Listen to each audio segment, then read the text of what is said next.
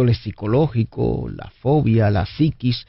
Quiero entonces que hemos conversado y hemos querido que ese sea un tema muy actual para recibir esta mañana a la psicóloga, a la doctora Cristina Balinotti, que está con nosotros. Doctora, buenos días, bienvenida.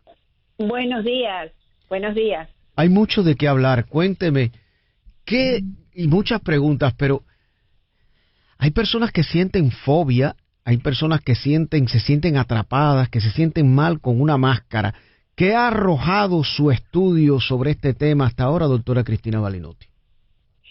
Bueno, yo arriesgo que puede tratarse de una fobia, porque vivimos en culturas que están provocando la emergencia de fobias y la emergencia de adicciones.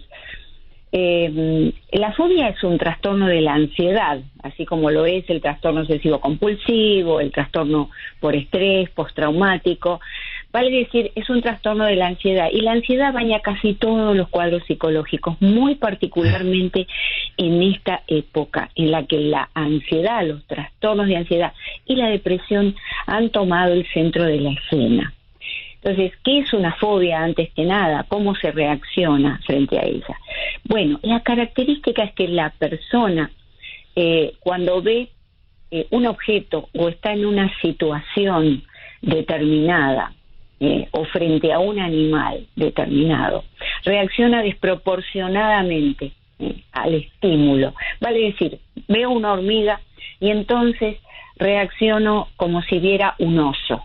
Hay una desproporción en esa respuesta y además hay una activación fisiológica. ¿Qué quiere decir esto?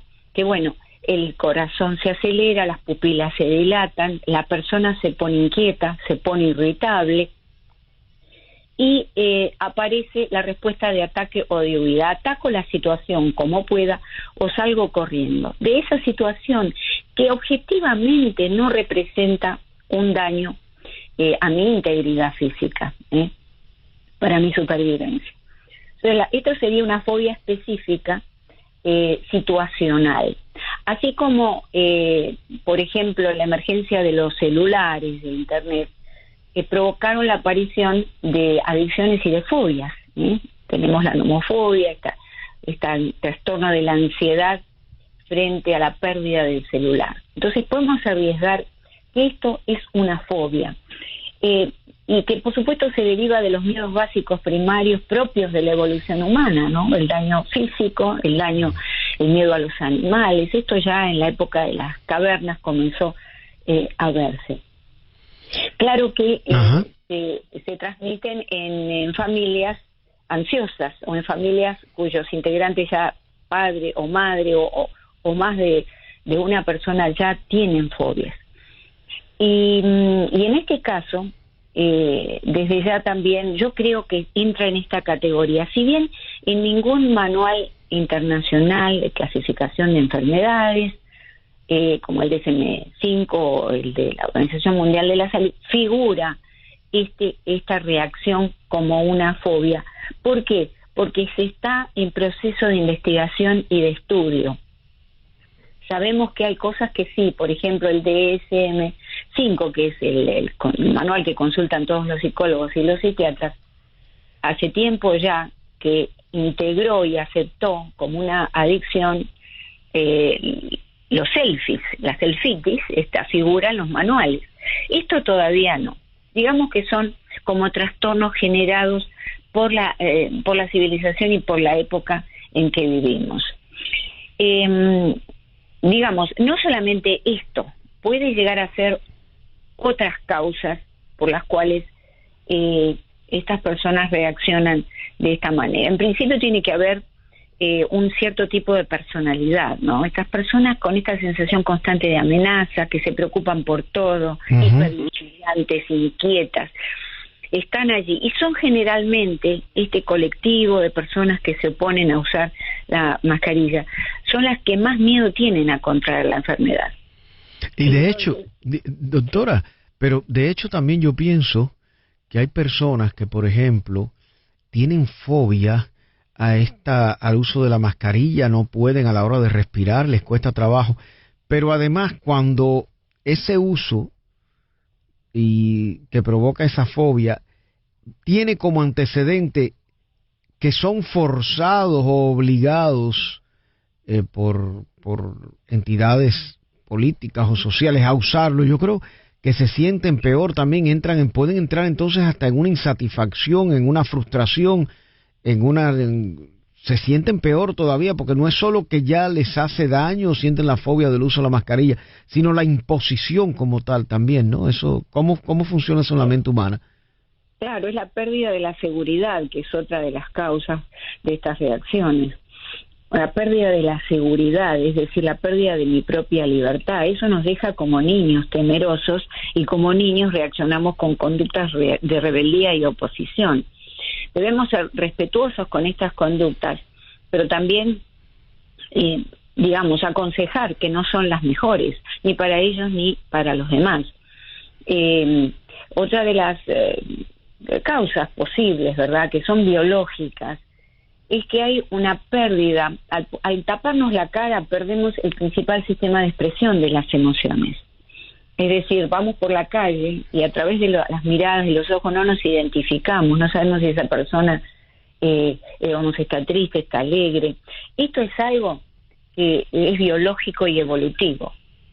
Después perdemos la posibilidad de tocarnos la cara, que es un comportamiento fundamental de nuestra especie, y esto lo estudió Martin Grunwald de la Universidad de Leipzig en Alemania.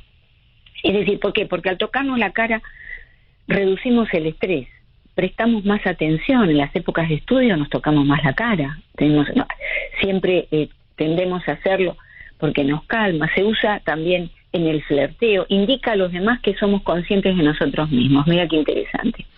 Me parece, sí. Sí. Es muy interesante. Entonces, la tercera de las posibilidades es que la mascarilla nos impide disfrazar el miedo. Esto es un rasgo evolutivo de nuestros ancestros mamíferos para mantenerse a salvo.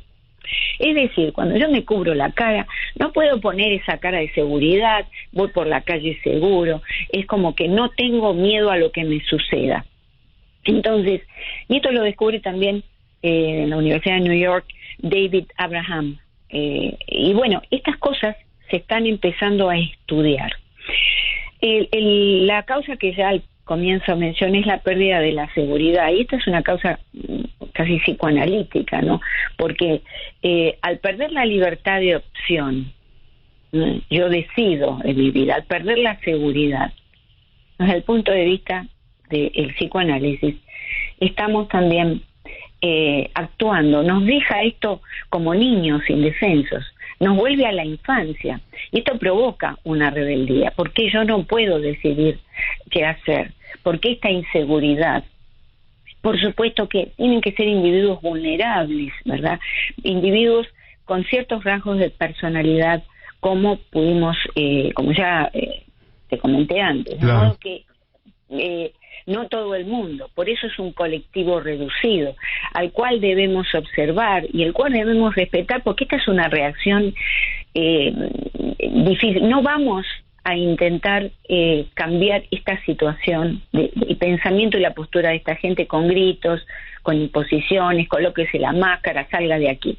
Digamos que hay un proceso de comprensión de esta gente que está sufriendo y que tiene un miedo tremendo, mucho más que tú y yo, y que todas las personas que contemplamos la norma de usar la mascarilla, tienen un miedo a contraer la enfermedad. Entonces se defienden con lo que pueden, se defienden con ese grito, con esa reacción. Acá no pasa nada.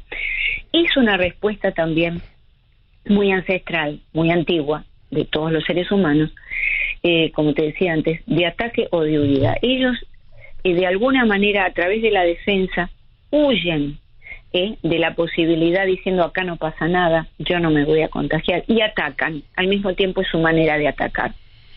Doctora, estamos conversando con la doctora Cristina Balinotti, que ella después va a ofrecer sus redes sociales para que ustedes también puedan estar a lo largo de la semana en contacto con ella. Dicen aquí varios oyentes que están escuchándola, algunos que ya estaban esperando el segmento, como Abuelita Viajera. Dice Sofía Ali, una de nuestras oyentes, dice: mientras más miedo, más eres presa fácil de enfermarte. comprometes tu sistema inmunológico. ¿Existe una conexión entre la psiquis y el sistema inmunológico de las personas? ¿Eso existe, doctora? Bueno, agradecemos agradezco la intervención. Sí, es muy acertado. Existe una conexión. ¿Por qué? Porque si nosotros nos sentimos mal y estamos invadidos de pensamientos negativos, no hacemos un manejo adecuado de nuestras emociones primarias, como es justamente el miedo, que todos lo tenemos, es natural. La persona que dice yo no tengo miedo a nada es mentira, está haciendo sencillamente una defensa. Pero todos tenemos miedo, está con nosotros desde siempre. Pero podemos justamente generar algún tipo, porque estamos más débiles y entonces nuestro sistema inmunológico cae. ¿Por qué? Porque hay entre la mente y el cuerpo hay una unidad holística, vale decir que se retroalimentan mutuamente. Lo que pasa es que venimos de una cultura de cartesiana, de René Descartes, que nos indica que la mente va por un lado y el cuerpo va por otro. En algunos casos todavía la medicina tiene esa visión antigua, pero en realidad estamos unidos. Entonces, si yo estoy muy mal en mi mente, probablemente vaya a impactar mal en mi cuerpo, vaya a reducir mis defensas. Por eso es importante manejar las emociones, sobre todo en esta época. Nos preguntan por acá, por ejemplo, doctora, las personas que tienen que tomar un vuelo corto, mediano o largo, en el caso de, hay viajes de 8 horas, de 9 horas, y ahora es obligatorio dentro de la aeronave llevar la máscara. Eso hay que sumarle las horas de espera en el aeropuerto. Llega un momento que la gente se desespera. Yo de verdad le digo, a un vuelo largo que yo tenga que tomar, lo estoy pensando porque son 2 horas antes en el aeropuerto, más 8 horas con la máscara, estamos hablando de 10 horas más, como que es un poco frustrante, ¿eh? Sí, sin duda. ¿Y qué hacer? ¿Qué recomienda usted? Bueno, si tenemos necesidad por cuestiones de trabajo, de viajar, ¿verdad? Y realizar un vuelo largo, tenemos que, en principio, realizar algún tipo de ejercitación, ¿verdad? De relajación con técnicas de respiración y técnicas de disminución de la activación mental, porque ¿qué sucede? Cuando nosotros sabemos que viajamos, tenemos que poner la máscara y todo ese tiempo con el rostro cubierto, previamente desarrollamos lo que se llama ansiedad anticipatoria, y entonces empezamos a activar nuestra mente de una manera tremenda y cuando llegamos al aeropuerto ya estamos mal, Claro. Entonces, ejercicios de autoconcientización o autoconciencización, es decir, tengo que ser consciente yo de que esto me va a pasar, de qué manera pido ayuda para poder elaborarlo. Una buena hidratación ayuda y bueno, si es que se puede durante el transcurso del viaje ir a un toilet y hacer pequeños descansos cada 2 horas retirándose la máscara. Es decir, es poco lo que podemos decir al respecto, porque como decía la oyente, evidentemente el miedo cubre, y de hecho fobia viene, su etimología es el miedo, ¿verdad? Es el terror.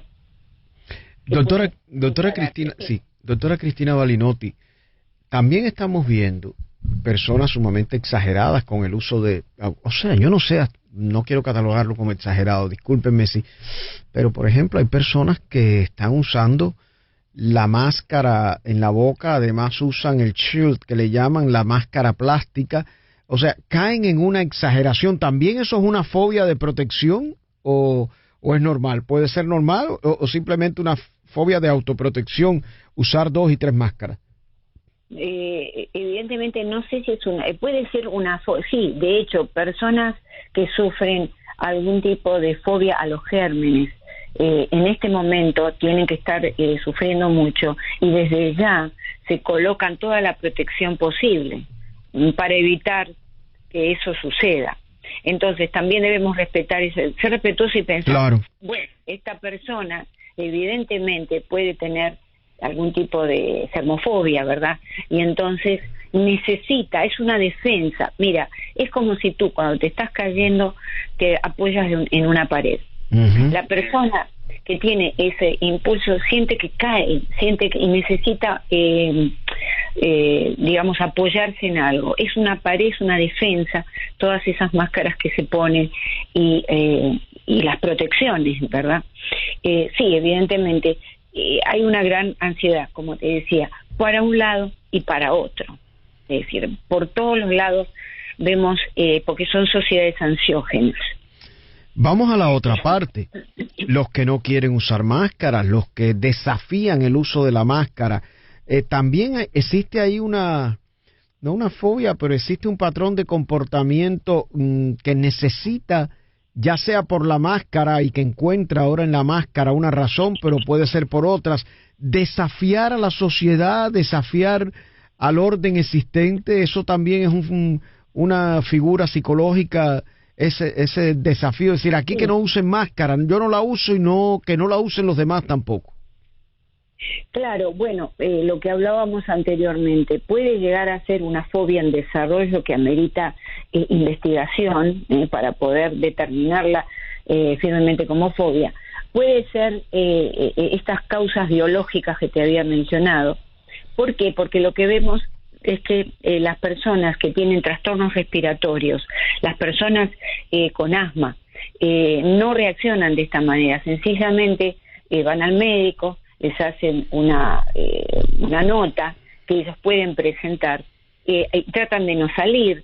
Es decir, estas reacciones siempre estamos hablando que son reacciones extremas, psicológicas, que denotan, en este caso, puede ser un trastorno con la rebeldía que tú mencionas, algún trastorno de límite de personalidad. Es decir, estas personas que siempre están beligerantes, personas que siempre están desafiando las normas. Puede ser un trastorno antisocial también. A mí no me interesa, no me importa si yo voy a dañar al otro, yo no me voy a enfermar. Ahí hay un grado de soberbia muy particular. Son personas que realmente tienen conductas de rebeldía producto de un trastorno de su personalidad, que lo hacen con todo, no solamente con las máscaras. Correcto, doctora. Y puede haber también en el rechazo social al uso de las máscaras un sentimiento de superioridad por parte de la persona que lo practica. O sea, me siento superior, no tengo por qué hacer lo que hacen los demás. Yo soy inmune ante este virus, ante lo que sea, y yo no voy, como dice el refrán, donde va Vicente va la gente. ¿Puede ser eso un síntoma de superioridad, de sentirse superiores? Que eso, de hecho, es una cuestión psicológica, ¿no?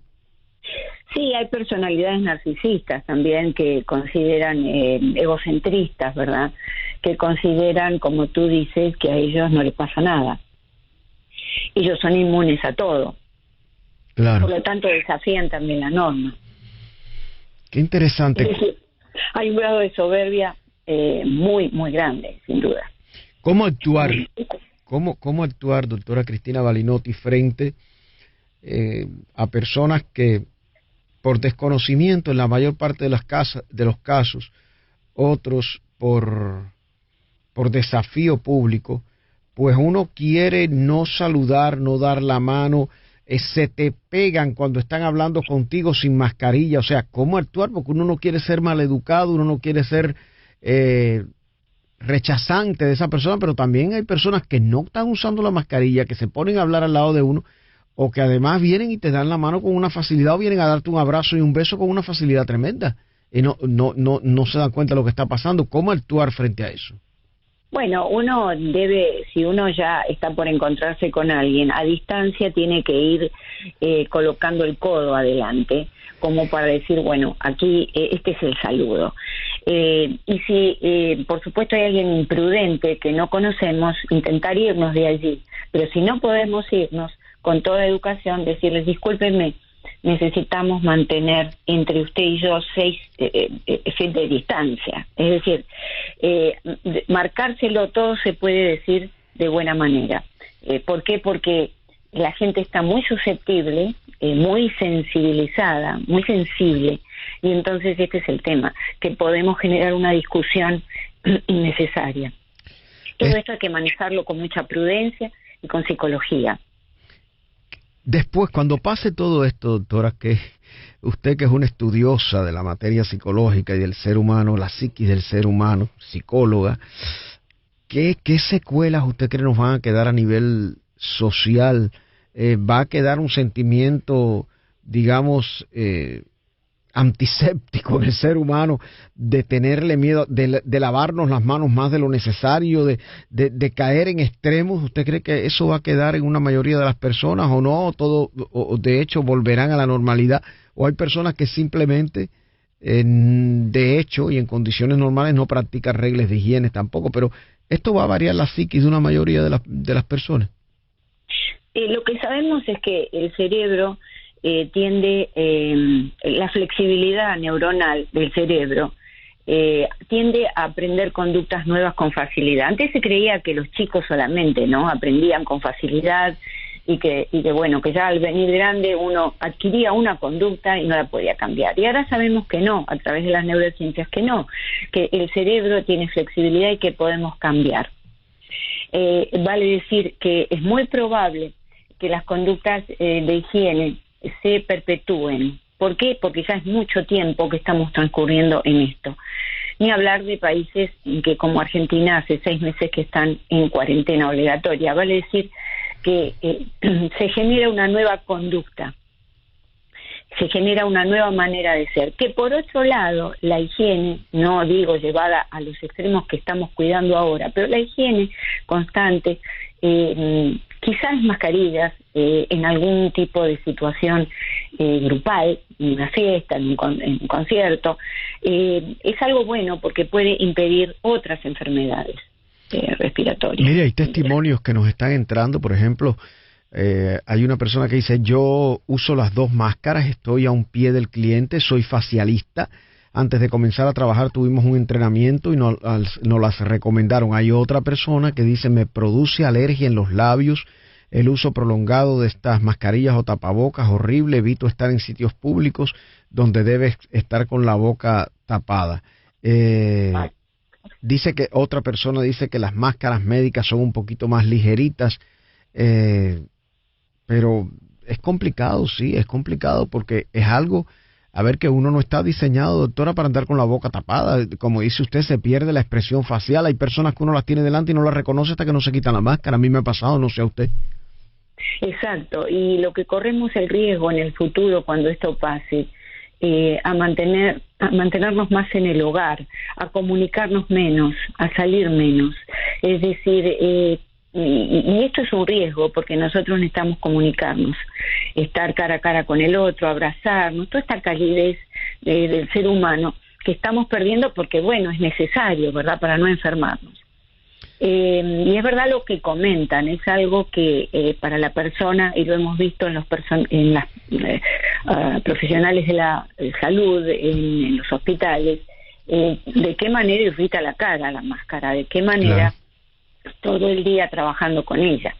Con respecto a la persona maquillista, sí, sin duda, necesita, está bien, es una situación puntual en la que se coloca 2 máscaras porque tiene que estar muy cerca de la cara de la otra persona, ¿verdad? Por supuesto. Desde ya que es recomendable las máscaras que son más respirables, las máscaras quirúrgicas o parecidas a ellas, porque de alguna manera nos permiten respirar mejor. Y bueno, y este es un llamado también a la tranquilidad y al manejo porque el problema, mira, hubo un gran psicólogo, Giorgio, que vive un Giorgio Nardoni, de la escuela de la escuela de Paul Barlasky, que dijo que el problema con las fobias, con este tipo de rechazos, es un mal manejo de las emociones primarias. Tenemos que aprender a reconocer nuestras emociones y a manejarlas convenientemente. Por supuesto. Vale, claro, para esto necesitamos ayuda. ¿Qué es reconocer las emociones? Un ejercicio simple. Tú estás allí en la radio. ¿Qué me está pasando? ¿No? A medida que tú vas hablando, ¿cómo me siento? Hay cosas que nos provocan irritación y enojo y no nos damos cuenta. Claro, doctora. Entonces, este autoconocimiento es importante. Tenemos que hablar mucho más de esto, el tiempo se nos vence. Quiero que usted ofrezca sus redes sociales y dónde pueden contactarla cualquier persona que pues por supuesto esté interesado en cualquiera de estos temas, ya desde el punto de vista psicológico, ¿dónde pueden localizarla, doctora, por favor, y para sus conferencias? Bueno, los invito a mi canal de YouTube, unifamilia.com, y para cualquier mensaje en mi website balinotti.com, B larga, una sola L y doble T.